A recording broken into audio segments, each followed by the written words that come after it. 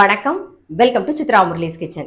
இன்னைக்கு என்ன பார்க்க போறோம் அப்படின்னு பாத்தீங்கன்னா கருவேப்பிலை பொடி தான் அரைக்க போறோம். ஸோ அதுக்கு வந்து கடாயில கொஞ்சமா எண்ணெய் விட்டுருக்கேன். ஏன்னா வந்து பெருங்காயம் வந்து வறுபடணும், அதே மாதிரி மிளகா வறுக்கும் போது நெடி அடிக்காம இருக்கணும், அதனால அது தகுந்த மாதிரி விட்டுருக்கேன். கட்டி பெருங்காயம், பெருங்காயம் நல்லா பொரிஞ்செடுத்து காரத்துக்கு ஒரு 5 வரமிளகா. காரம் உங்களுக்கு தகுந்த மாதிரி பார்த்து போட்டுக்கோங்க. இப்போ மிளகு சேர்க்குற மாதிரி இருந்ததுன்னா நீங்கள் வந்து மிளகும் வரமிளகாயும் சேர்க்கும்போது அது தகுந்த மாதிரி காரம் பார்த்து போட்டுக்கலாம். நான் இன்னைக்கு மிளகு சேர்க்க போகிறதுல வெறும் வரமிளகா காரம் மட்டும்தான்.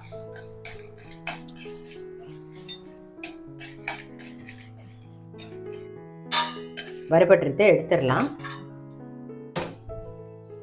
கடலைப்பருப்பு 2 டேபிள் ஸ்பூன், உளுத்தம்பருப்பு 2 டேபிள் ஸ்பூன், தனியா 2 டேபிள் ஸ்பூன். பருப்பு, உளுத்தம்பருப்பு, கடலைப்பருப்பு, தனியாலாம் நல்லா வறுபடட்டும். இப்போ நல்லா வறுபட்டுருது. ஒரு 2 டீஸ்பூன் எள்ளு சேர்த்துக்கலாம். அப்புறம் தேவையான உப்பு. எள்ளு நல்லா பொரிய ஆரம்பிச்சிருக்கு. இந்த சமயத்தில் சும்மா கொஞ்சமாக மஞ்சள் பொடி,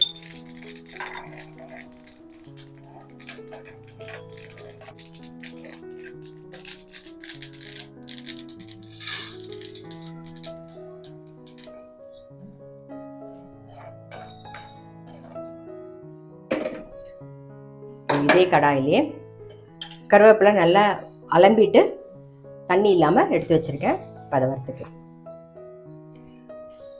கருவேப்பிலை வந்து நல்லா இந்த மாதிரி 2 கைப்பிடிக்கு கருவேப்பிலை எடுத்திருக்கேன் நான். லைட்டாக சூடு இருந்தால் போதும், அந்த கடாயில் இருக்கிற சூடே போதும்.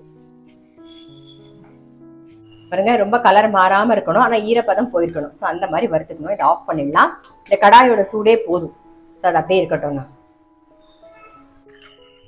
நம்ம வந்து கருவேப்பிலை பொடிக்கு வறுத்து வச்சது நல்லா ஆறிடுத்து. இப்போ அரைச்சிக்கலாம். பெருங்காயம் வரமிளகாவை ஃபர்ஸ்ட் ஒரு ஓட்டு ஓட்டிக்கலாம்.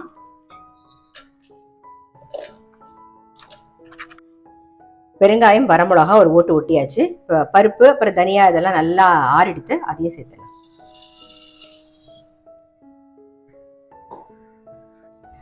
பருப்பு நல்லா அரைச்சாச்சு. இப்போ அடுத்தது கருவேப்பிலையை போட்டுக்கலாம். நம்மளுடைய கருவேப்பிலை பொடி வந்து ரெடி ஆயிடுது.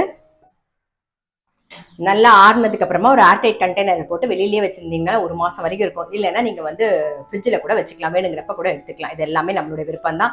எப்பயுமே சொல்ற மாதிரி, ஆமா, ஃப்ரிட்ஜில் வச்சா ஒரு 6 மாசம் வச்சுக்கலாம். ஆனா எப்பயுமே நம்ம 1 மாசம் வச்சிருந்தாலே டக்குன்னு ஒரு 2 நாளைக்கு ஒரு வாட்டி நம்ம இந்த பொடியை போட்டு பிசைஞ்சு சாப்பிட்டாலே சீக்கிரமாவே தீர்ந்து போயிடும் வெளியில வச்சிருந்தாலே. இது எப்பயுமே சொல்ற மாதிரி நல்ல சுடசாதத்துல நெய்யோ இல்ல நல்லெண்ணெயோ விட்டு பிசைஞ்சு சாப்பிட்டுட்டு அது தொட்டுக்கிறதுக்கு வந்து டாங்கர் பச்சடி நல்லா இருக்கும், இல்லைன்னா சிப்ஸ் நல்லா இருக்கும். வேற எதுவும் பெருசா நல்லா இருக்காது. உங்களுக்கு சிப்ஸ் வடா அதெல்லாம் தான் நல்லா இருக்கும். ஸோ அதெல்லாம் தொட்டு சாப்பிட்டு பாருங்க. கருவேப்பிலை பொடி இந்த மாதிரி ட்ரை பண்ணி பார்க்கல அப்படின்னா டெஃபினட்டா ட்ரை பண்ணி பாருங்க. நான் அடுத்த வீடியோல சந்திக்கிறேன்.